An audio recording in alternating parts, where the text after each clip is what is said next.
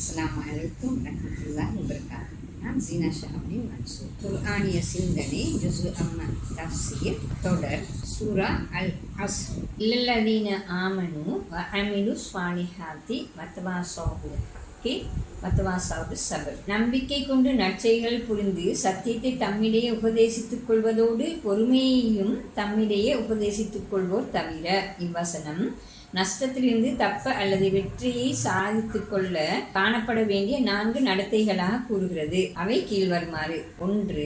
நம்பிக்கை கொள்ளல். 2. நற்செயல்கள் புரிதல். 3. சத்தியத்தை தம்மிடையே உபதேசித்தல். 4. பொறுமையை தம்மிடையே உபதேசித்தல். இந்த 4 நடத்தைகள் எவ்வாறு நஷ்டத்திலிருந்து காக்க முடியும் என்பதை புரிந்து கொள்ள இவை ஒவ்வொன்று பற்றியும் ஒரு தெளிவான விளக்கத்திற்கு வர வேண்டும். அந்த வகையில் நம்பிக்கை கொள்ளல் என்ற முதலாவது அம்சத்திற்கு வருவோம். அல் குர்ஆன் தன் தூதை ஏற்றுக்கொண்டோரை நம்பிக்கையாளர்கள் என அழைக்கிறது. இப்பின்னணியிலேயே அது தன் கட்டளைகளை முன்வைக்கும் போது நம்பிக்கையாளர்களே என விழித்து முன்வைக்கிறது. இந்த வகையில் நம்பிக்கை என்ற அடிப்படையிலேயே தன்னை பின்பற்றுவோரை அல் குர்ஆன் அறிமுகப்படுத்துகிறது என்பது தெளிவு. எந்த ஒரு கோட்பாடும் கொள்கையும் தனது சமூக வாழ்வை நம்பிக்கையின் மீதே எழுப்புகிறது. நாசியமும் கூட ஒரு நம்பிக்கைதான். இம்மாபெரும் பிரபஞ்ச உருவாக்கம், அதன் இயக்கம் என்பவற்றின் பின்னால் ஒரு அறிவோ சக்தியோ இல்லை என்ற நம்பிக்கை அது. அல் குர்ஆன் முன்வைக்கும் நம்பிக்கை பகுதியை கீழ்வருமாறு சுருக்கித் தரலாம். 1. பிரபஞ்சத்தை அவதானிக்குமாறு மிக பலமுறை வேண்டி அறிவுபூர்வமாக பேசி மிகவும் நுணுக்கமாகவும் அதேவேளை எளிமையான வசனங்களூடாகவும் விஞ்ஞான உண்மைகளை சுட்டிக்காட்டி இவ்வுலகுக்கு ஒரு கடவுள் இருக்கிறான் என அல் குர்ஆன் வலியுறுத்துகிறது. அல் குர்ஆனின் இப்பகுதியிலான நூற்றுக்கணக்கான வசனங்களை அவதானிக்கும் போது அது தன் வாதத்தை கீழ்வருமாறு முன்வைக்கிறது என புரிந்து கொள்ள முடிகிறது. பிரபஞ்சத்தினதும் உயிரினங்களினதும் கட்டமைப்பு மற்றும் அவற்றின் வாழ்வியல் ஒரு புத்திபூர்வ திட்டமிடல் என்பது சாதாரணமாக நோக்கும் போதே புலப்படும் உண்மையாகும். எனவே பிரபஞ்சத்துக்கு வெளியிலான ஓர் அறிவு சக்தியின் தலையீடு நிச்சயமானது என்பது மிக தெளிவானதாகும். வானங்கள் பூமியை படைத்தோனான இறைவனில் சந்தேகப்பட இடமுண்டா என்று இக்கருத்து அல் குர்ஆன் கேள்வி எழுப்பி விளக்குகிறது. 2. இறை நம்பிக்கைக்கு அடுத்து அல் குர்ஆன் வலியுறுத்தும் இன்னொரு அம்சம் மனித வாழ்வு பற்றி உண்மையாகும். அல் குர்ஆனின் படி மனித வாழ்வு என்பது நிரந்தரமானதாகும். அந்நிரந்தர வாழ்வுக்கான ஒரு சோதனை கட்டமாகவே இவ்வுலக வாழ்வு உள்ளது. இந்த வகையில் இங்கு இறக்கும் மனிதன் மீண்டும் உயிர் பெற்று எழுவான். அந்த கட்டத்தின் போதே மனிதன் நிரந்தர வாழ்வை பெறுகிறான். மனிதனின் வரலாற்று ஓட்டம் அப்போதுதான் முடிவுக்கு வருகிறது. இந்த கருத்து பின்னணியில் மனிதனின் தோற்றம் பற்றியும் இப்பூமியில் அவனது பணி பற்றி மிகவும் தெளிவாக அல் குர்ஆன் விவரித்து கூறுகிறது. இவ்விடயம், அதாவது இந்த நம்பிக்கை மனித வாழ்வு பற்றி அதிமுக்கியமான உண்மை என்பதால் அல் குர்ஆன் இது பற்றிய பல நூற்றுக்கணக்கான வசனங்களில் திருப்பி வலியுறுத்தி விளக்குகிறது. இறை நம்பிக்கை பற்றி விளக்கியது போன்றே இந்த நம்பிக்கையையும் ஒரு அறிவுபூர்வ உண்மை என காட்டுவதில் அல் குர்ஆன் மிகுந்த கவனம் செலுத்துகிறது. இவ்விரு விடயங்களையும் அல் குர்ஆன் வலியுறுத்தி பேசிய போது தவறாது அதை விளக்கிய உண்மைகள் 2. 1. இறைவன் இவ்வுலகத்திற்கும் மனித வாழ்வின் ஓட்டத்திற்கும் பௌதிக விதிகளை ஆக்கியுள்ளான். அவற்றை மதித்து அவற்றின் உள்ளேயே மனிதன் வாழ வேண்டும். ஒருபோதும் மார்க்கம் பௌதிக விதிகளுக்கு அப்பாற்பட்டு அற்புதங்களை நிகழ்த்தி வாழ வேண்டும் என்று எதிர்பார்த்தல் கூடாது.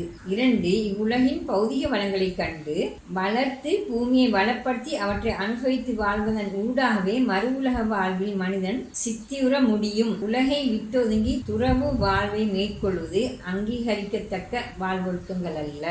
3. தனி மனித வாழ்விலும் சமூக வாழ்விலும் நம்பிக்கையின் தாக்கம் பிரதானமாக 2ஆக அமைகிறது. அதில் முதலாவது, நம்பிக்கை கொண்ட மனிதனில் நம்பிக்கை இறை தொடர்பாக பரிணமிக்கிறது. அத்தொடர்பு ஓர் ஆழ்ந்த கண்காணிப்பு தன் மீது இருக்கிறது என்ற உணர்வை மனிதனுக்கு கொடுக்கிறது. பிரபஞ்சத்தின் மாபெரும் தலைவன் தன்னை கண்காணித்து வருகிறான் என்ற உணர்வை அப்போது மனிதன் பெறுகிறான். இதுவே அல் குர்ஆனின் பாசையில் தக்வா இறை பிரக்ஞை எனப்படுகிறது. தக்வா என்ற கருத்தியல் 2 பரிணாமங்களை கொண்டது. 1. அது ஒரு மனநிலை. 2. தனிமனித சமூக தொடர்புகளில் இயக்க சக்தி. அனைத்து தனிமனித சமூக செயற்பாடுகளையும் தக்வாவோடு தொடர்புபடுத்தும் அல் குர்ஆனின் போக்கிலிருந்து இதனை நன்கு புரியலாம். 2. மறுமையின் மீது நம்பிக்கை கொண்ட மனிதனிடம் அது இறுதி இலக்கு என்றாகிறது. எனவே அவன் செயல்களின் விளைவுகளை இவ்வுலகோடு மட்டுப்படுத்திக் கொள்வதில்லை. அதன் விளைவாக இவ்வுலகின் நஷ்டங்களையும் தோல்விகளையும் முடிவான நஷ்டங்களாகவும் தோல்விகளாகவும் அவன் பார்ப்பதில்லை.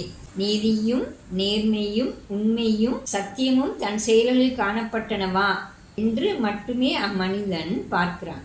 இந்நிலையில் சாதகமாகவோ பாதகமாகவோ எந்த சூழ்நிலையிலும் அவன் செயற்படும் மனநிலை கொண்டவனாகிறான். இவ்வாறு நம்பிக்கையானது மிகுந்த பொறுப்புணர்ச்சி கொண்ட உண்மைக்கும் சத்தியத்திற்காகவும் மட்டுமே உழைக்கின்ற மனிதர்களை உருவாக்குகிறது. இத்தகைய மனிதர்களை கொண்ட சமூகம் வெற்றிக்கான அடிப்படை சத்தை பூர்ணப்படுத்துகிறது. அடுத்து வெற்றிக்கு அல்லது நஷ்டத்திலும் தப்புவதற்கு வசனம் சொல்லும் அடுத்த சத்திற்கு வருவோம். அமிலு சாலிஹாத் என அதனை அத்தியாயம் அழைக்கிறது. இது அல் குர்ஆன் மிக பரவலாக பிரயோகிக்கும் கலை சொல்லாகும். ஏறத்தாழ 60 முறை இச்சொல்லை அது பாவித்துள்ளது. நற்செயல்கள் புரிதல் என இங்கே அதனை நாம் மொழிபெயர்த்துள்ளோம். இப்பிரயோகத்தை நாம் நேரடியாக மொழிபெயர்ப்போம். சாலிஹ்களை செய்தோர் என்ற வசனத்தில் சாலிஹாத் என்பது பன்மை சொல். அதன் ஒருமை சாலிஹ் ஆகும். சாலிஹ் என்ற சொல்லின் மொழிப்பொருள் சீரானது என்பதாகும். சீர்கேடு, சீர்குலைவு, ஃபசாத் என்பதன் எதிர் சொல்லாகவே இது பாவிக்கப்படுகிறது. அல் குர்ஆனில் சொல் சீர்குலைவு, தீய செயல் என்பவற்றின் எதிர்பிரயோகமாக பிரயோகிக்கப்பட்டுள்ளது.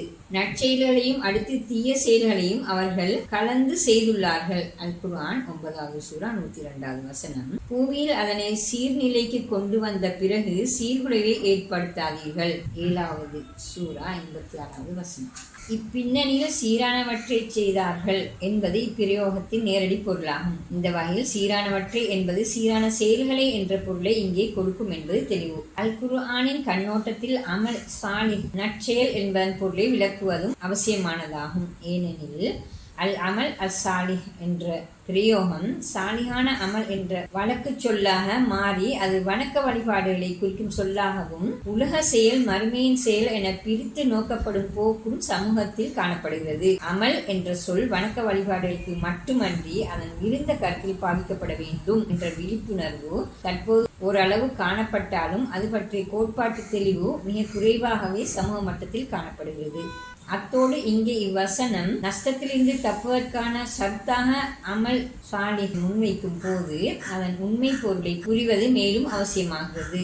அல் குர்ஆன் செயல் அமல் என்ற சொல்லை 359 முறைகள் பாவித்துள்ளது. அவ்வனைத்து இடங்களிலும் செயலை சீரான செயல் என்றோ நற்செயல் என்றோ அல் குர்ஆன் குறிக்கிறது. சீரான செயல் என்பது இஸ்லாமிய பயிற்றுவித்தல் கோட்பாட்டின்படி மனிதனுக்கும் பிரபஞ்சம், கடவுள், மனிதன், உலகம், மறுமை என்பவற்றுக்கும் இடையேயான தொடர்பை வரையறுத்தலின் விளைவாக தோன்றும் பூரண பிரயோகமாகும். சீரான செயல் என்ற கோட்பாட்டை கீழ்வரும் 4 வசனங்கள் மிகச் சுருக்கி சொல்கின்றன.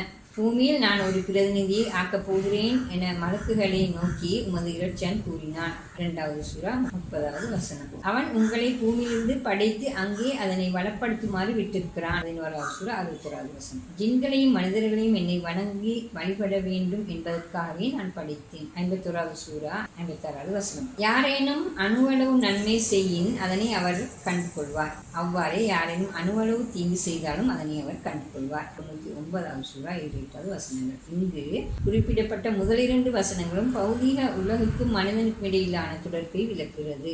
3வது வசனம் கடவுளுக்கும் மனிதனுக்கும் இடையிலான தொடர்பையும் 4வது வசனம் உலகம் மறுமை தொடர்பையும் வரையறுக்கின்றன. இத்தொடர்புகளின் விளைவாக பெறப்படும் செயல்களே நற்செயல்கள் எனப்படுகின்றன. அந்த நற்செயல்கள் என்பது வாழ்வின் குறிப்பிட்ட ஒரு பகுதி சார்ந்ததல்ல, அது எல்லா பகுதிகளும் சார்ந்தது என்பது இங்கு தெளிவாகிறது.